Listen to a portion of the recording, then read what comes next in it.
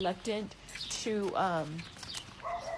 even be around other poultry owners or workers that may or may not, you know, Yeah, I don't want any problems. That's good though that you. Yeah, so, I mean, there's no legal reason for that. Hi, how are you? Department of Hi. Agriculture. How are you? Hi. I'm not shaking your hand because I don't want contamination, probably. I have never seen a sick bird, ma'am. I'm not on diagnostics. I'm not on sick call. Oh, okay. So I have never had any positive. Are you the vet? Yes, ma'am. Oh, perfect. I'm Okay. one of them. We have several teams, actually. Yes. So you could probably help me. I had a gentleman, which I showed her, come to my door. I'll show you his picture. Anyway, come to my door back in November and leave me a quarantine kill order along with a generic photocopy from dated November 12th. They visited me December 20th. So and I have the video because they parked here and they kept walking back and forth, but they never changed anything or did anything, just going. And that's concerning considering this is so deadly and contagious. They could have been over and me door knocking and, since nobody answered or something wasn't sick or whatever. No, we did locate a bag of birds up there in Gavilan, dead roosters that people are putting in bags. I'm assuming it's cockfighting, but nobody bothered to show up and pick them up. Same thing in Jurupa.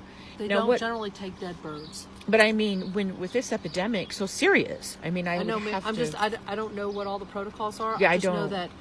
But if somebody calls and reports a bag of dead roosters on the road, I would think, come get them, let's test them, let's try to track down where it's from. I don't think they want to take the whole bird. They only need to do a swab. Well, these were dead. Yeah, I'm saying, but they only do swabs. Yeah, generally. now I had offered, because from this I spoke with Mr. Cooney. I don't know. Okay, he's your field assistant or field supervisor, and I told him there's absolutely no way I'm going to consent to killing off healthy birds. My birds are family. They're little, we were doing 4-H. They're Polish, they're Silkies. Yeah. I've got an endangered species turkey. I mean, ours are our babies. Right. And then Mr. Cooney was very adamant saying, we will kill your birds. We need to come do this or they get the disease and die. And I said, sir, if a random bird flies in and my birds do become ill, I will call you because you're paying and they do need to be euthanized because they're going to die you don't anyway. want them to be suffering, for sure. No, but nonetheless, I said, if you're telling me that a bird may or may not fly in and get mine sick, that's a 50-50 shot or maybe less, because I said there is nobody on this whole street that has chickens. Closest person is over on that Actually, person. the way most of the virus is transmitted is through people's feet and through their clothing. So I got like rubber boots when I go out to do my animals. Right. And I always wear my junky clothes because I do like hold and pet my animal, play with them. Right. So I do change clothes because they poop on. It's contaminated. It's dirty. Right. So I have like an extra clothing on my porch. So before I even go out to do my horses and chickens and do anything, I put on my big rubber boots because I have to clean stalls, and I put on my junk clothing so in case it gets yucky. Right. So since December, I have not had anybody come down ill or sick. Now I did offer, and I don't know if you'd like one, I did offer that I would give you guys a bird for necropsy to prove I'm not sick. We don't kill any birds. Okay. When we come out and sample, we just take a swab of their throat. That's all. Sure. But because of, and nothing against you folks whatsoever, but with this being so highly contagious, let's say you were doing paperwork at the office and one of your coworkers had to do sick birds, or I don't know, I'm just like freaked out on all that so much. Actually, we don't allow anybody who's been out to come in the office without showering.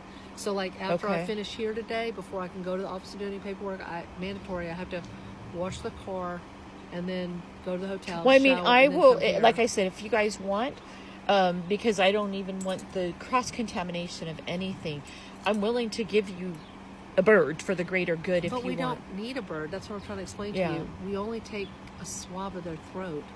We don't take dead birds, and we don't want any dead birds. No, nobody's dead. A live one.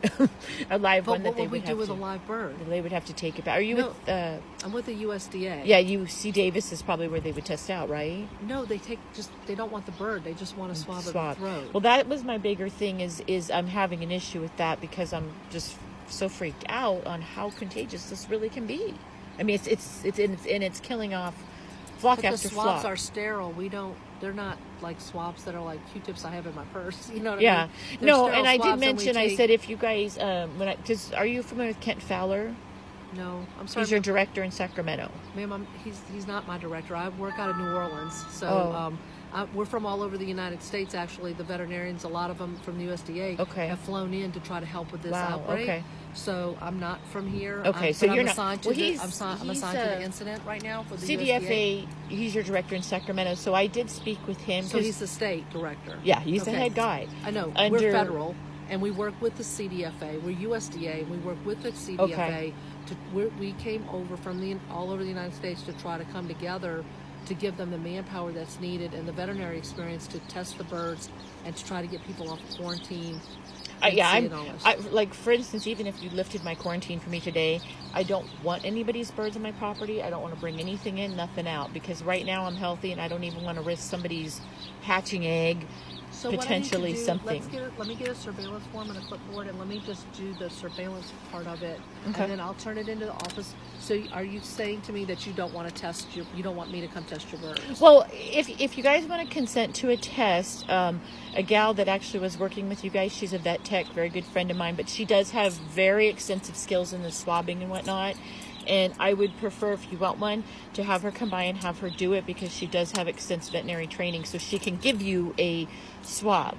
No, she doesn't give us swabs. They put swabs in broth, and then everything. Yeah, we there's go a through a protocol. Yeah, yes, you ma'am. go, and like I said, my expertise is in law enforcement, not veterinary care or swabbing of birds. I've swabbed humans. I could probably figure it out, but I would feel more comfortable with. Okay, let me go through a few questions. Okay. It's not long. Okay. So let me get your name. Kerri, Kerri. Kerri. Last name? Hand. Yeah, like okay, I thought it was longer. Yes. Okay, and your address is 19385 Silver Summit.